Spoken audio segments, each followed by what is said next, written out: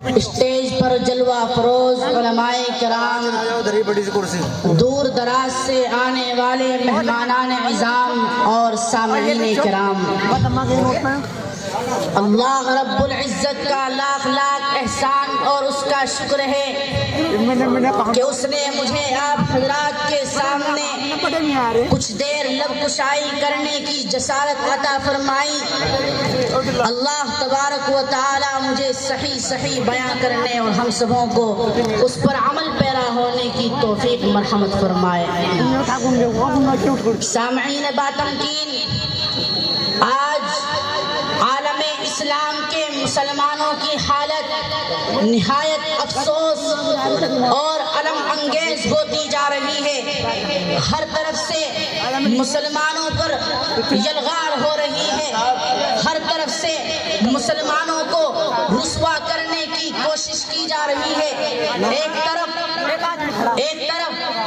مذہب اسلام میں مداخلت کرنے کی کوشش کی جا رہی ہے تو دوسری طرف مسلم پرسنل لا میں ترمیم کرنے کی کوشش کی جا رہی ہے۔ لیکن سوال یہ ہے کہ آخر یہ کیوں ہو رہا ہے؟ آخر مسلمانوں پر اتنا ظلم کیوں کیا جا رہا ہے؟ آخرکار ہم اتنے بے بس کیوں کر ہو گئے کہ ہم ظلم و ستم کو دیکھ کر آج خاموش بیٹھے ہیں؟ مسلمانوں، اس کی سب سے بڑی وجہ یہ ہے، اس کا سب سے بڑا ریزن یہ ہے کہ آج ہم نے اپنے اندر نا اتفاقی اور اختلافات کو پیدا کر لیا ہے۔ مسلمانوں، ہمارے اندر سے اتحاد و اتفاق ختم ہو چکا ہے۔ اس لیے کچھ فرقہ پرست لوگ، کچھ کم وقت لوگ ہماری اسی کمی کا فائدہ اٹھا رہے ہیں۔ آج ہم اپنے حق کی آواز کو اٹھانے کے لیے بے بس ہے، آج ہم بالکل بے بس ہو چکے ہیں۔ اس کی سب سے بڑی وجہ یہ ہے کہ ہم سے ایک سب سے بڑا عظیم سرمایہ چھٹ چکا ہے، مٹ چکا ہے، اور اس دنیا سے مسلمانوں سے اتحاد و اتفاق ختم ہو چکا ہے۔ اور اسی لیے آج کچھ فرقہ پرست لوگ ہماری اسی کمی کا فائدہ اٹھا رہے ہیں۔ مسلمانوں، تم تو وہ تھے کہ بہاریں نو تھے تم ماضی میں، اور بازِ خدا تم ہو۔ کون ہو؟ بہاریں نو تھے تم ماضی میں اور اب باد خزاں تم ہو۔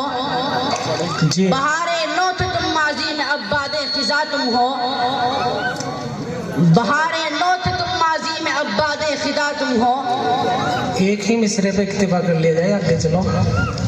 مسلمانوں، آج ہمارے اندر سے اتحاد و اتفاق ختم ہو چکا ہے، اس لیے آج ہم کو رسوا کرنے کی کوشش کی جا رہی ہے۔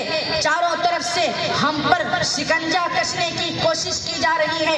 مسلمانوں، تاریخ شاہد ہے کہ جب تک مسلمانوں کے اندر اتحاد و اتفاق قائم رہا ہے، اتحاد و اتفاق باقی رہا ہے، اور مسلمان محبت سے رہے ہیں، اور مسلمان ایک کندھے سے کندھا ملا کر ہر کام میں لگے ہیں، تو جب تک مسلمان کی آواز کو کوئی پست نہیں کر سکا، مسلمانوں کی آواز کو کوئی پست نہیں کر سکا۔ مسلمانوں، اگر آج بھی تم اسی اتحاد و اتفاق پر قائم آتے ہو تو مسلمانوں، کوئی تمہیں ہرا نہیں سکتا۔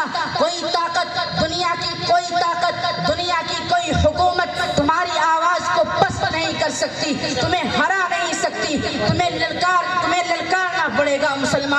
مسلمانوں، اپنے اندر اتحاد و اتفاق کو قائم کرو، ورنہ ایک دن آئے گا۔ مسلمانوں، ہم مسلمان کیا تھے؟ مسلمانوں، جب ہمارے اندر پہلے اتفاق تھا تو سلطنت اور حکومت ہمارے قدموں میں تھی، اور ہم دیگر حکمرانوں پر حکمراں تھے۔ لیکن آج ہم ایسے ہیں کہ ہم اپنے گھر پر حکمرانی کرنے کے مستحق نہیں ہیں۔ ہم اتنے بے بس ہو چکے ہیں، اس لیے کہ ہماری مثال اس پنجے کی طرح ہے جو کہ اس میں 4 انگلیاں اور ایک انگوٹھا علیحدہ ہے۔ جب تک مسلمانوں یہ متصل نہیں ہوگا، جب تک مسلمانوں یہ ایک دوسرے سے ملے گا نہیں، تو اس کو کوئی بھی پچھاڑ سکتا ہے۔ لیکن غور سے سن لو مسلمانوں، جب یہ متصل ہو جاتا ہے، جب یہ مل جاتا ہے، تو خدا کی قسم اس کو پچھاڑنا ناممکن ہو جاتا ہے۔ آج ہماری مثال یہی ہے، ہم ایک دوسرے جدا ہیں، ہم نے ڈیفرنٹ ہو چکے ہیں، ہم بالکل الگ ہو چکے ہیں۔ اگر آج ہم اپنے اندر اتحاد و اتفاق قائم کر لیں تو دنیا کی کوئی طاقت ہمیں ہرا نہیں سکتی انشاءاللہ۔